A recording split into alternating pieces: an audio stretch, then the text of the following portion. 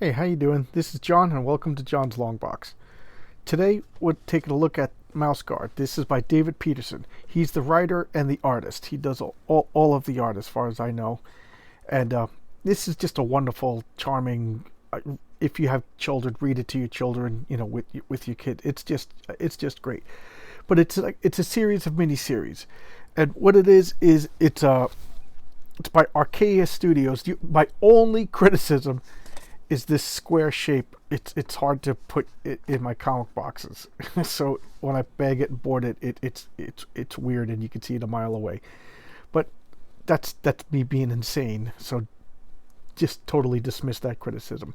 This this is the newest issue. This is the Owl Hen Caregiver and Other Stories. So this is just a, a collection of short stories, but it was like a series of miniseries. So what are the Mouse Guard?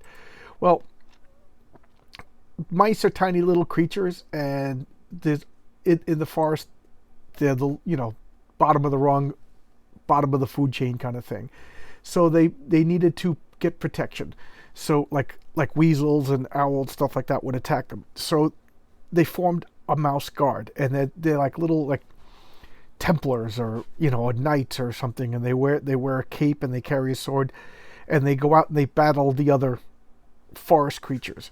And now that the Weasel War is over, they are caregivers and wayfinders and protectors and escorts for the other mice, because there's still other creatures. So just look at this beautiful artwork. I'm not even going to go over the stories. This is just a little tale of your responsibility. Oh, you see this shape? Just it falls off my little easel. But just look at this beautiful artwork. Look at the color. Oh, it's just gorgeous. I bought a couple of plushies for my wife. There's a role-playing game. I bought the role-playing game, even though I'm probably never going to play it because I'm a completionist. So this is the same artist, but he's doing a different style when he's talking about the past. So he's talking about this owl and his like little night mouse, and the mouse just dying of old age, and the owl just doted on it and took care of it and gave it a comfortable death. That's just the story. But like I said, I'm just showing you the art. Look at this beautiful artwork. It's just every panel you could just frame it. He's moved to tears by the story. So they're just taking care of their father while he's on his deathbed. Like, alas, he's never going to get better. But while he breathes, he's still in need of our comfort and love. Not all our battles are fought with sword and shield, but rather with compassion. A mouse who offers no care for those most in need around them is a wretched thing. So here's another story. This one I liked a lot, actually. It's about Piper the listener. And this little cute little mouse goes off, and she learns all the languages of all the other creatures. She learns the mole language, the otter language,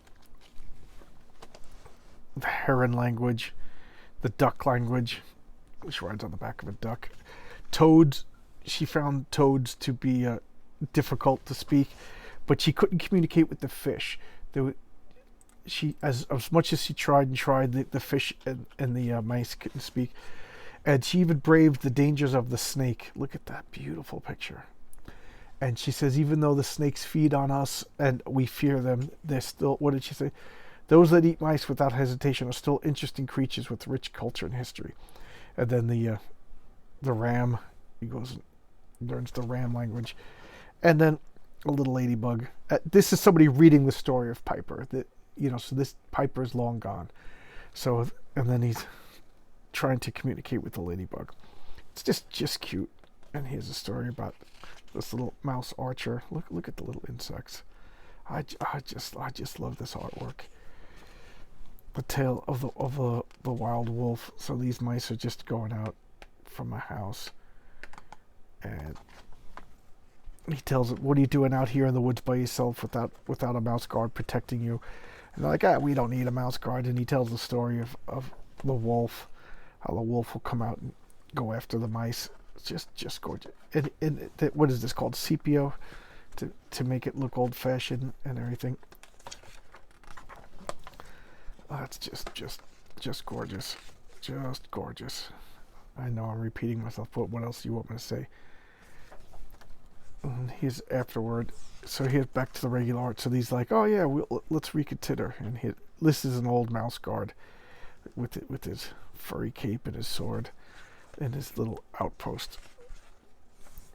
And here's some of the collected editions you could get. Winter, fall. I think this was the first one. Winter, the Black Axe, Mouse Guard Legend. So you could go to mouseguard.com and just pick up all of these rather than get the single issues if you want. Here's the role-playing game. I picked it up. And then there's like a board game, Swords and Strongholds, for 2 players. I gotta pick that up because I'm a comic book freak and a board game freak. But that, I would. It's set in a medieval world, but it's a world without humans, and all the animals. It's like sentient furry animals and funny animals and things like that. But it's just so cute, and the fact that Disney or Netflix doesn't have a Mouse Guard cartoon just flabbergasts me. It's just perfect.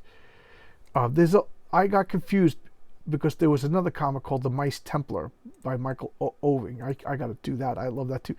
So I was like, I picked up Mouse Guard first, and then I saw Mouse Templar, and I was like, wait a minute, the comic book, the size, the art, what's going on? And then I realized they were just 2 comics that came out around the same time with a similar theme, but both of them are great. This art I like a little bit more because it's just, if talking mice with swords can be called realistic, this is more realistic and fantasy at the same time, whereas Mouse Templar is a little bit more abstract, but they both just good. But I like the story in the Mouse Templar more, and I love the art in this more. What do you want? Yeah, I'll showcase some Mice Templar too. I'm going to start rambling now. I'm starting to realize the point where I start to ramble, and I will cut myself. If you notice, my videos have been a little shorter. I'm trying to focus and just get to the point. Well, here's the point. Mouse Guard by David Petersen is wonderful. How's that for a succinct point? It's charming. If you have children, buy these, read them with your children. If you don't have children, buy these and just read them and enjoy them by yourself.